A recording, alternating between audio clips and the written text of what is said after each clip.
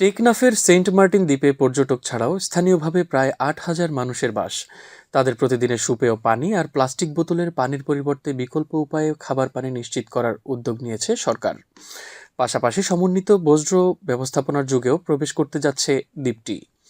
প্রকল্প দুটি বাস্তবায়নে কাজ করছে জনস্বাস্থ্য প্রকৌশল অধিদপ্তর, যা শিগগিরই চালু হবে জানালেন সংশ্লিষ্ট কর্মকর্তা।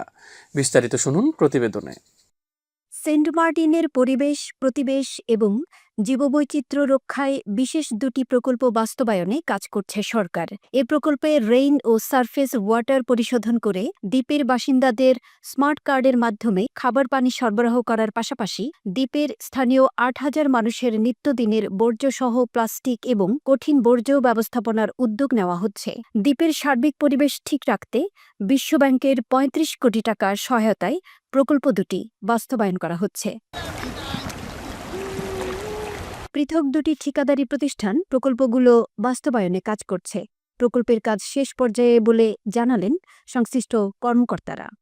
সেন্ট মার্টিনের পরিবেশের দিক দিয়ে ভালো মানের একটা ওয়াটার ট্রিটমেন্ট প্ল্যান্ট। এখান থেকে 15টা আমরা বুথ করছি। 1 থেকে 9 নম্বর ওয়ার্ড পর্যন্ত আমাদের এই বুথটা আছে। একটা বুথ থেকে 40 জন পানি সংগ্রহ করতে পারবে।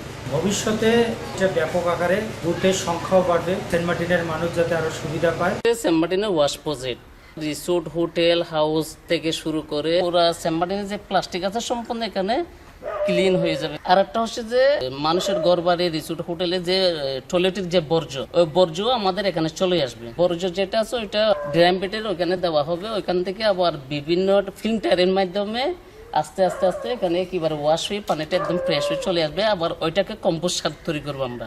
এদিকে প্রকল্প দুটি বাস্তবায়ন হলে কি সেবা পাবেন দ্বীপের বাসিন্দা ও পর্যটকেরা জানালেন জনস্বাস্থ্য প্রকৌশল অধিদপ্তরের সহকারী প্রকৌশলী আবুল মুনজুর।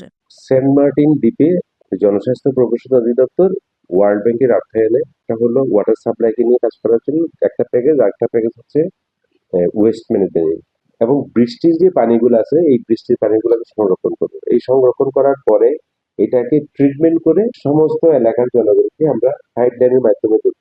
অপরদিকে পর্যটন মৌসুম শেষ হওয়ার পরপরই সেন্ট মার্টিনে চলবে প্লাস্টিক সহ সব ধরনের বর্জ্য সংগ্রহে পরিচ্ছন্নতা অভিযান। সেই সাথে স্থানীয় বর্জ্য সংগ্রহে রয়েছে জেলা প্রশাসনের দেওয়া নির্ধারিত পাত্র, জানালেন পরিবেশ অধিদপ্তর কক্সবাজার কার্যালয়ের উপপরিচালক খন্দকার মাহমুদ পাশা।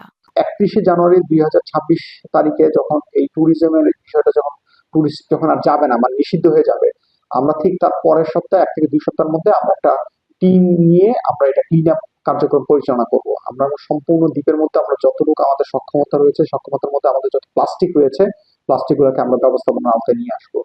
বাজারের যে বর্জ্যগুলো রয়েছে সেটা ব্যবস্থাপনার জন্য বাজার বর্জ্য ব্যবস্থাপনা কমিটি যেটা সেন্ট মার্টিন রয়েছে তাদেরকে এই প্লাস্টিক বিল দেওয়া হয়েছে ডিসি অফিস থেকে।